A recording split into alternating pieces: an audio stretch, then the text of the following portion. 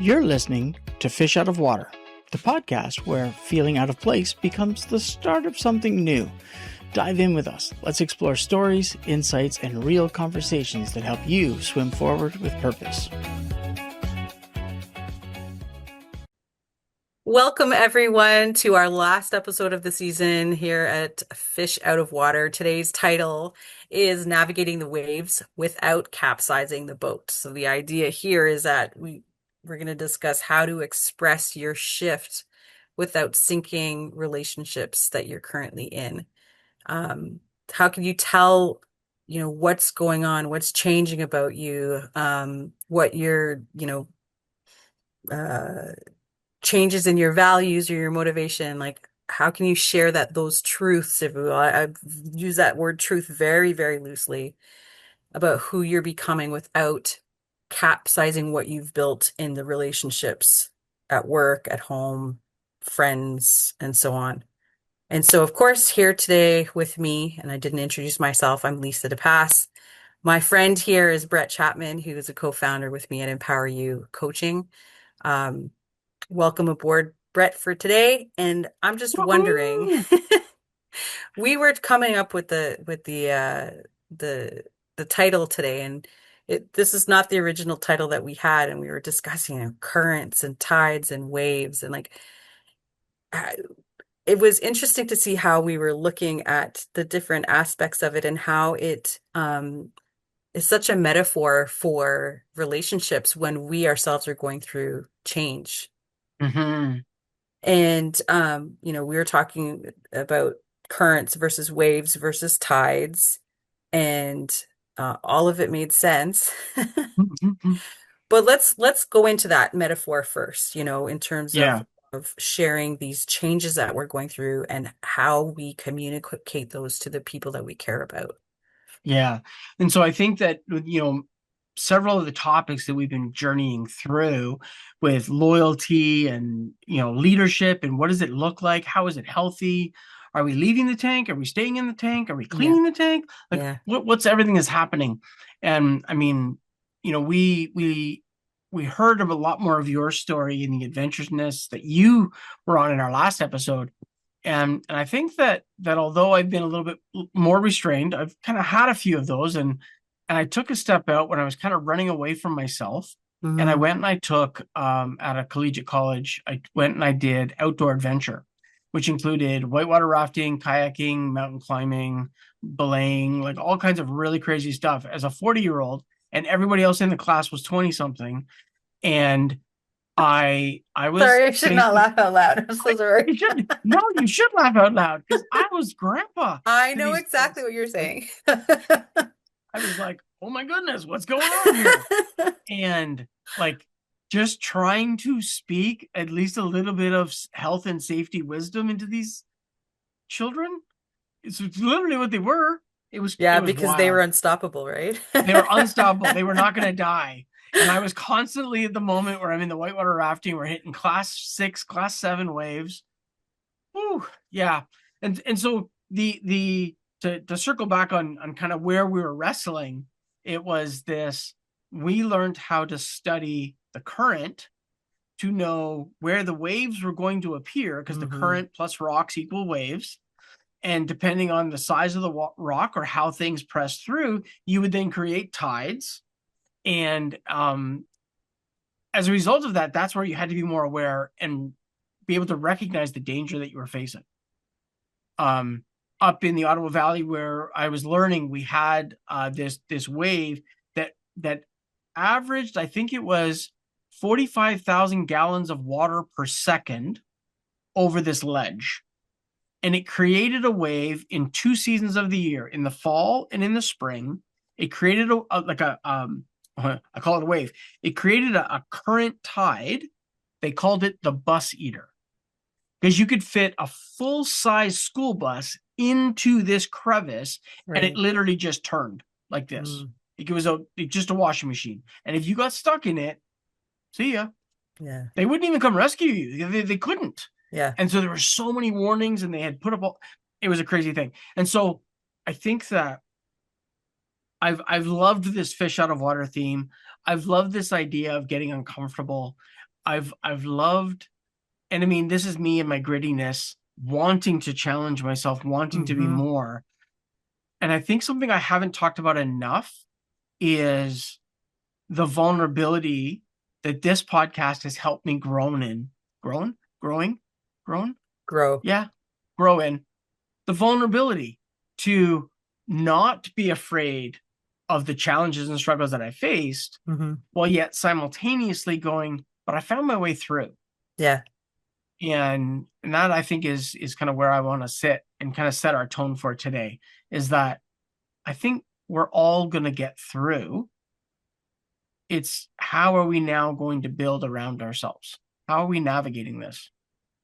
Yeah, and part of that navigation is definitely the communication aspect of I've had a similar experience like yourself in terms of while we've been recording this podcast over the last few months um in starting up Empower You coaching this year, I've family constantly asking me, how are things going? And at the start, when they first started asking me about this months and months ago, it was like, oh, it's good, I'm feeling my way, figuring things out or whatever. And now, as we've picked up speed and are going faster, there's like a lot more going on.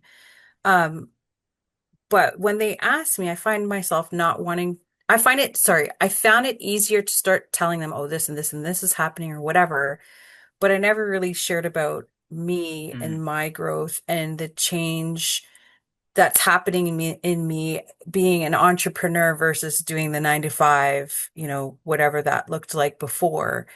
And this new place of vulnerability being required to have that conversation. Because just like in the last episode, and I think 2 episodes before that, we were talking about where, people know you from your past. And so mhm, they're not seeing your journey internally, they're seeing your journey externally. mhm, Um, and so trying to help them to come along with me because I want to bring them with me.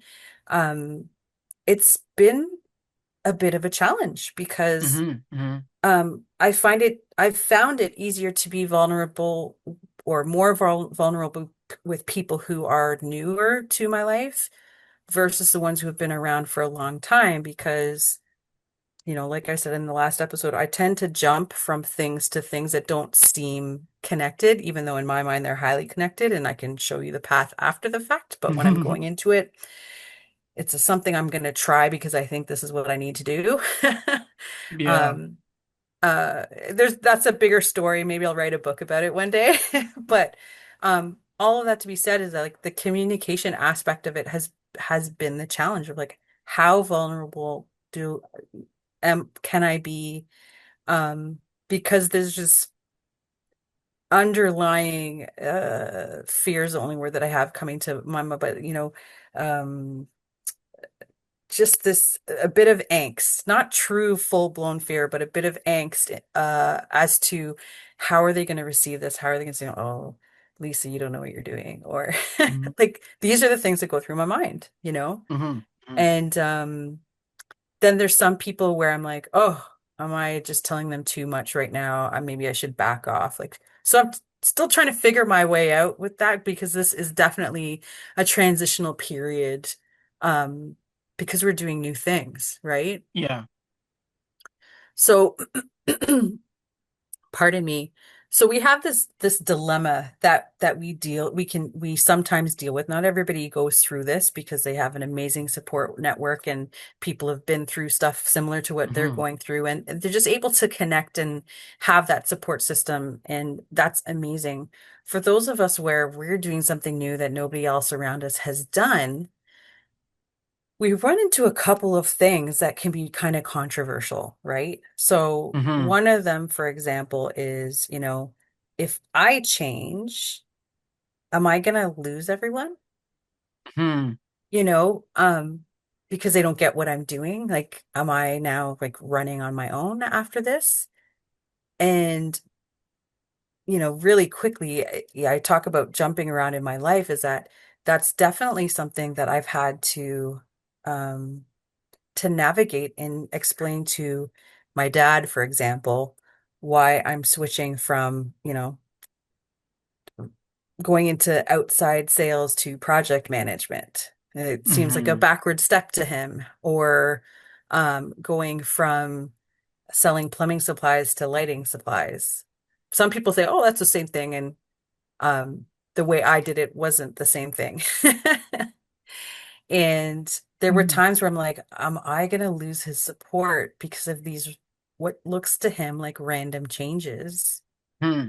And sitting awake sometimes trying to figure out how do I talk about this, you know? Um, And I do, and I want to, I think there's a really important thing here to lean towards because one, I don't think we ever find the true answer to that question. I totally agree with you. And I think that for myself in my journey, that rather than being somebody, my wife makes fun of me all the time because I always seem to know what the answer is, or at least I'm aware of where the answer could be found, and it bothers her quite a bit. I, But one of the I can things that I had understand to, that.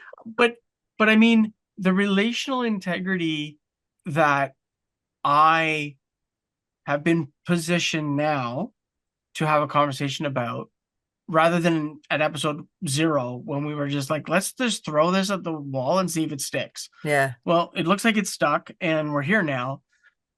But now vulnerability and oversharing are not the same thing. Yes, absolutely. That's a key point.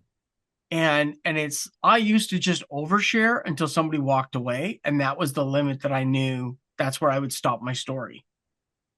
And because that was how I wanted to find my space. I wanted to find my village. I was looking for somewhere that I had value and I had a place where I could contribute. And so then as I began to really wrestle with this and recognizing what vulnerability actually looks like, it was the willingness on my side to not impose my lens on somebody else's process. I want to add to that because that's a really good point. Mhm. I think in addition to that, um, in addition to the not imposing your stuff on someone else, is this whole place of, but this is who I am and I need you to see me here, right? Because you're literally bearing a part of yourself that was closed off before, right? But So, I think in this context, the the vulnerability isn't my share, it's my willingness to let other people share. I think it's a two-way street when you're talking about being vulnerable. I absolutely. Yeah, But what for me in in this what you're moment talking of the about. podcast, the idea was how do I make space where the empathy needed to be heard, right? People want to know that they're being heard so that there's an understanding of what are the dynamics, what are the boundaries of the relationship. Hmm. And and I don't want to necessarily impose a boundary per se, but I want the relationship to define it for me. Hmm. And so having these conversations around the relational component, I've actually become more willing to help someone to hear, so not help them, sorry, to hear them explain to me what their need is. And I'm like, I'm going to try to meet that, even if it's not in me naturally, but now I want to be present. So in our assessment, I'm an empowering words, supportive action kind of guy.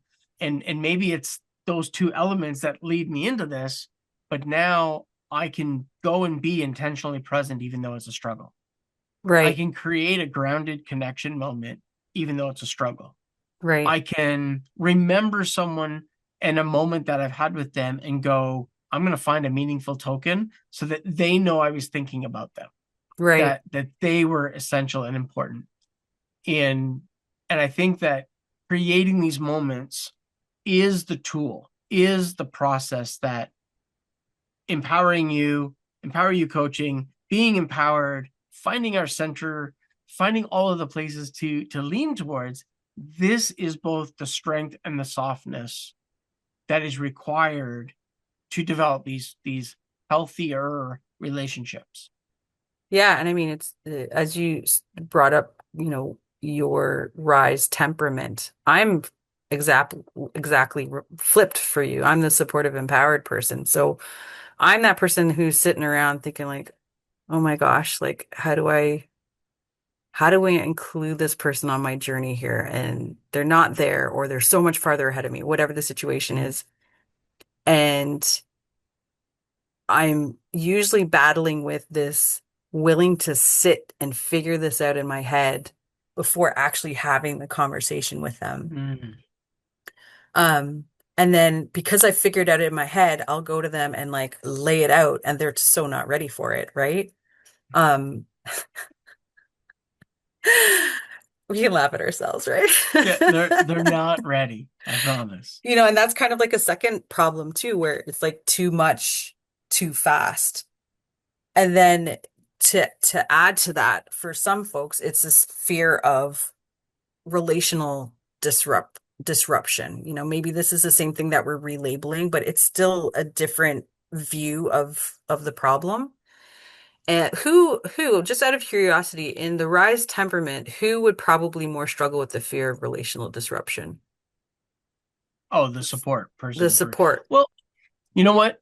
No, I don't think so. I think the influencer or the inspired person, Hmm. because the support person has core relationships. Hmm. So they're centered on those Hmm. relationships are not breaking down. Right. But the one who is in the influential side or is the inspiration side, they're the ones that have more of the surface style relationships, and there's a Hmm. lot of them. Hmm. And so if one breaks down, sometimes they'll just keep grinding into the Hmm. next. Hmm. But if two, three, or four of them all of a sudden start breaking down, I think they're the more vulnerable leadership tendencies are going to fall into that category. So we're really talking about relational integrity at this point, right? Like how Yes. Yes. how your um how your relationships are going to hold up, right? But how would you define this for folks?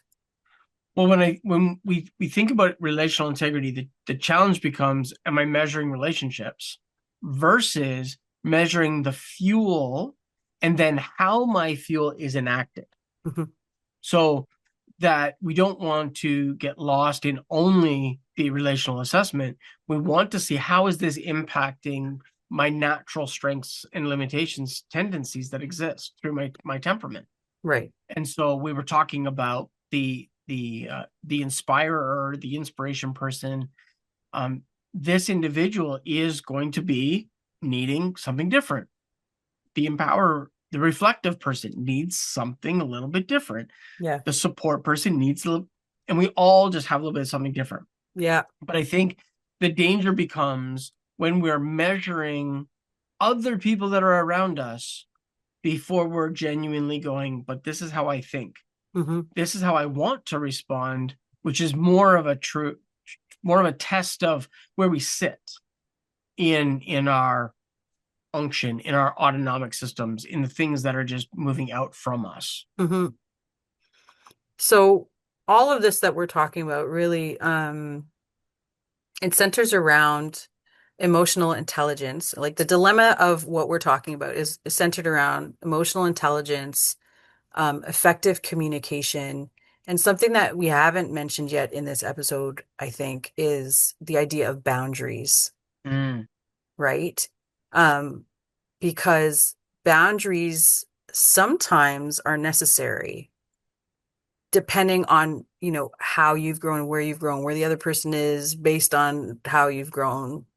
If I'm not being Well, too I vague think, here. yeah, and I think to remove the vague, the difference is, are your boundaries reactive or proactive? Right. They have to be proactive. The boundary isn't about protecting yourself. The boundary is about building a space where you are authentically yourself. Yep. So I've said this numerous of times throughout our throughout this first season. Hmm. Brene Brown, the opposite of belonging is fitting in. Yeah. If your boundaries are constantly pursuant of fitting in Yeah. with your group Yeah. versus belonging to your group, Yeah. then this is where we're out of balance of of our true Out of knowing, alignment. out of alignment. Yes. And Yeah, I yeah, think too, when we're talking about boundaries too, and especially with what you just said about Brown of fitting in versus belonging, is that fitting in boundary setting starts to feel smaller and smaller. Whereas the belonging, if it's true belonging, should actually expand in certain ways. Like even if you move over one boundary, you're probably opening up a whole other part of the field, if you will, because you have a new area of freedom yeah. to be authentically you, right? And so, to your point of boundaries aren't all about like keeping you in this box or keeping your friends in the box. It's more a matter of like, this is not something that I want to deal with anymore. And if this is still on your Hmm. radar, whatever it is, drama, whatever, manipulation, whatever it is, I'm not having that anymore. But look at all of this other stuff that I'm into now that we can totally talk about and build our relationship around and so on. Just as an example, right? So There's a really, really cool story that yeah, just popped into my head, yeah, and I haven't even thought about this in years. And it was, so we're doing the outdoor adventure and we're doing the whitewater rafting, and we've got three 16-person boats, fully inflated. Like these are big boats. I'm sure with And 16 people. our instructors roll the truck down this hill. We unload the boats. We get down to where, air quotes, the river is, and it's dry as a bone. And we're all kind of, and they hadn't prepared us for this. We're looking around like, okay, what are we doing here? And we're there for about 10 or 15 minutes, and all of a sudden the sirens start going off. And you look upriver, and there's a dam. And when every day at 10 a.m., they bleed the dam.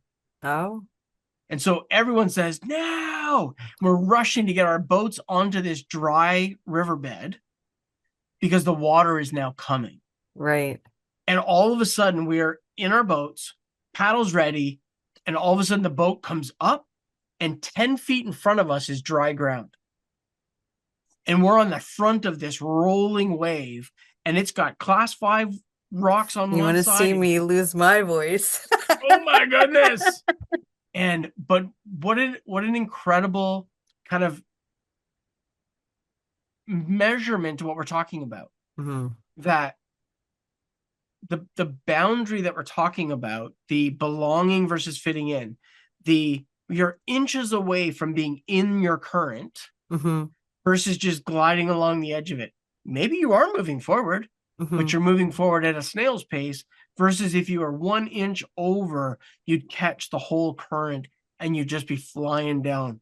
Yeah. And and I think it's putting those three elements together: the vulnerability that's necessary to be aware of ourselves, Hmm. empathy that was necessary for ourselves and for the people that are around us, and the boundary that says, come with, I'm Yeah. going. Yeah. And rather than it being defensive, and I don't want to suggest that our personality or our behavior should be offensive, but it's the, I'm not looking to sit still. Hmm. I want to be kind of out there moving and grooving, so to Yeah. speak. Before we end today, not bring it to a close just yet because I want to really kind of look forward to where we're looking to go with these podcasts. Something that we were talking about earlier, um, that we haven't gotten a chance to get to today, but I think will be very integral in the next series of podcasts that we do is this idea of like um originally we were calling it a truth telling ladder, but it's not just about truth, but it's this ladder of like when you're growing, there's evolution that happens. And so each rung has to kind of be reached before you can get the next one. You can't really skip a rung. So like the first one is seeking clarity, finding where things are authentically you, what things you really want to stand on and pursue and so on in terms of who you are internally, right? And what's Mm-hmm, important to you. mm-hmm, And then the second step would be pursuing discernment. How am I going to go about putting this into my everyday life in terms of living mm-hmm, in the moment? Which relationships do I need to really um, um, capitalize on, if you will, because I know this person's really going to help me grow in this area, just in terms of being authentically me and them being Mhm. authentically them. They can speak into this area of my life. And then the last thing of like human doing versus human being. We have to learn to be rather than do to prove who we are, right? When we're being, we just naturally are going to do things that show who we are, the Yeah. essence of being.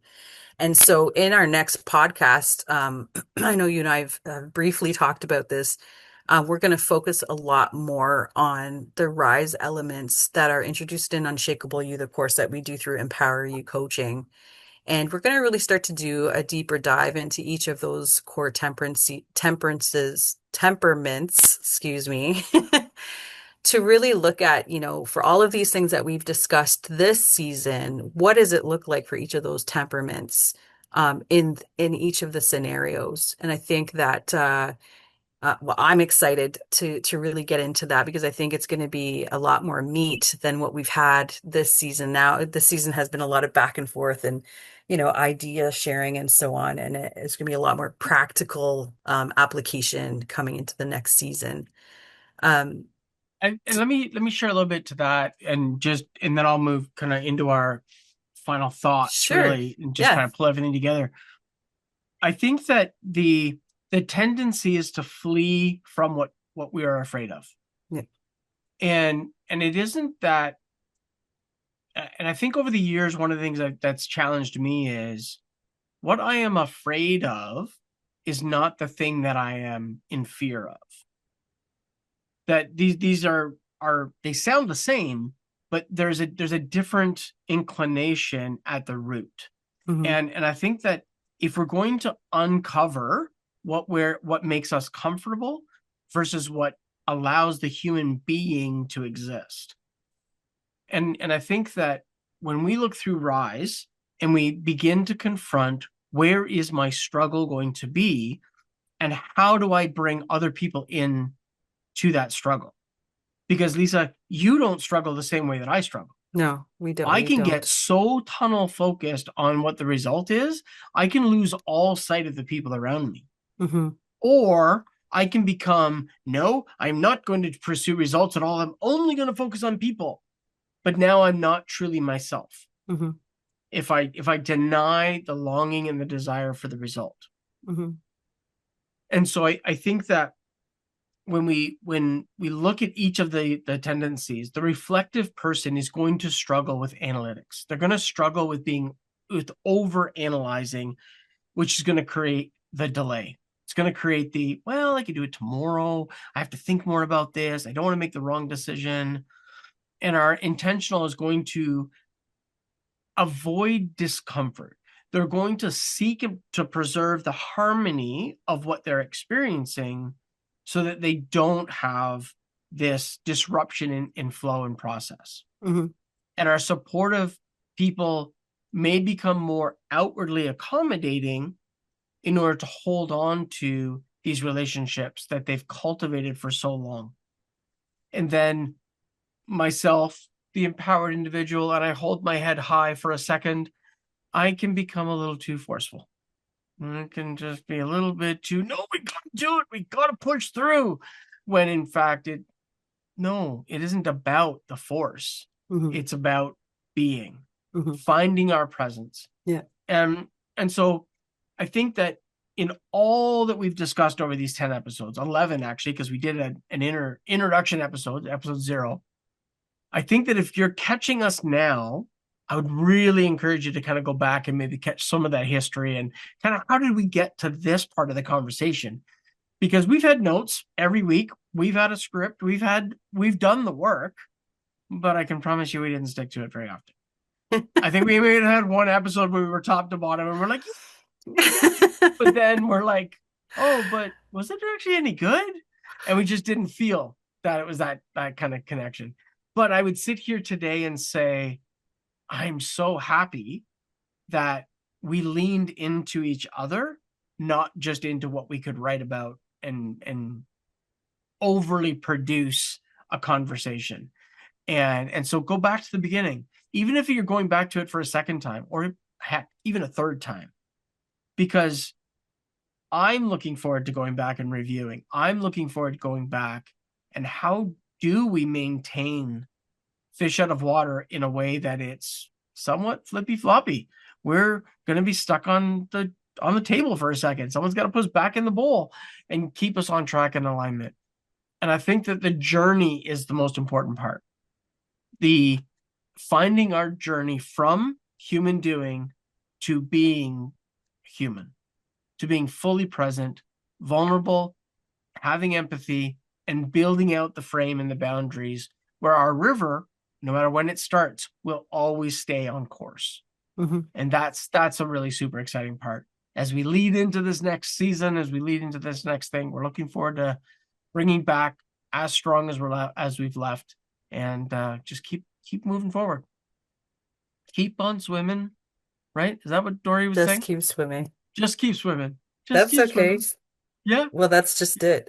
Guys, we just thank you so much for being with us this season. It's been a privilege. It's been a pleasure. As we've both discussed today, we ourselves have grown through this experience. And so as we go into the next season, we look forward to having you join us again then too. And with that, we'll sign off for today, wishing you guys an awesome day and an awesome week. Thank you so much. See you, everyone. Thanks so much.